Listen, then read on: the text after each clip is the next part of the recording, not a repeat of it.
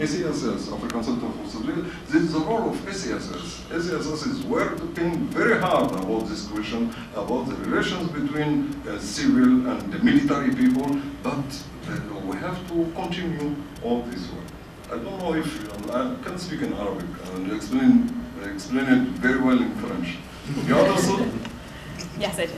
Thank you. And if I could come in just from my perspective as working for an international organization, we have over the years really tried to work with the African Union, work very, very closely with the African Union and the regional instruments.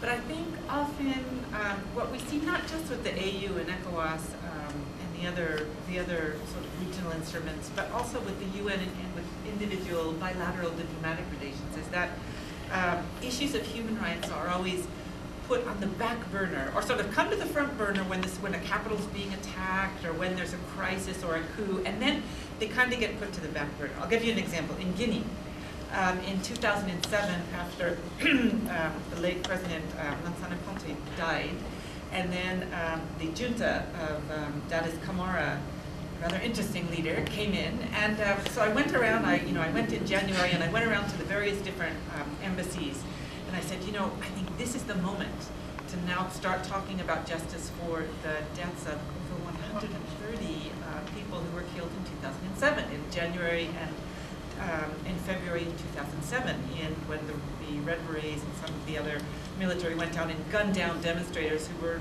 demonstrating against bad governance and so on and so forth. And they said, "Oh, Madame Corinne, there you go again.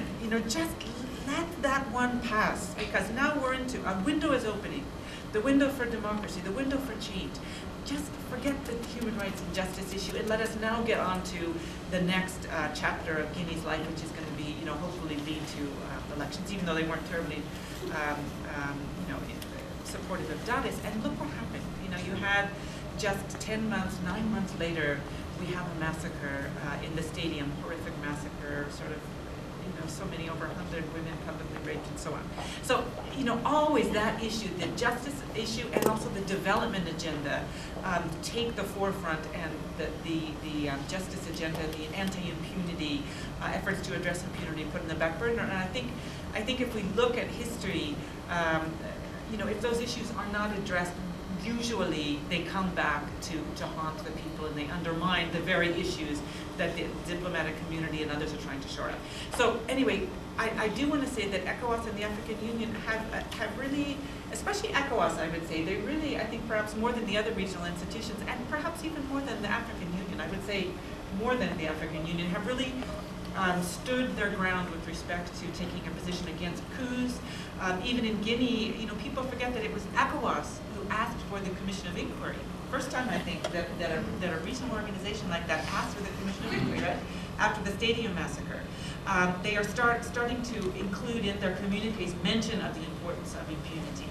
And again, they've taken a very, very strong stance against the coups in Niger, in Guinea, of course in Mali, and then even in Cote d'Ivoire, it was the African Union, or the ECOWAS rather, who were much more forthcoming and took a much sort of firmer stand on the violence in Cote d'Ivoire. So I think there is a lot of progress there, and we work with them hand in hand to try to build on that.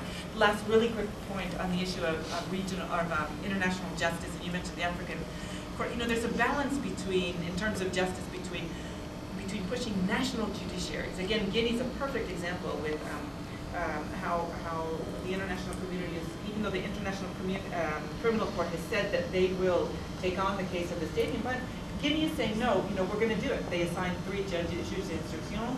Those judges are working away. They have made a lot of progress in addressing, again, there's more to be done, but I think it's always better when the national judiciary can address those cases.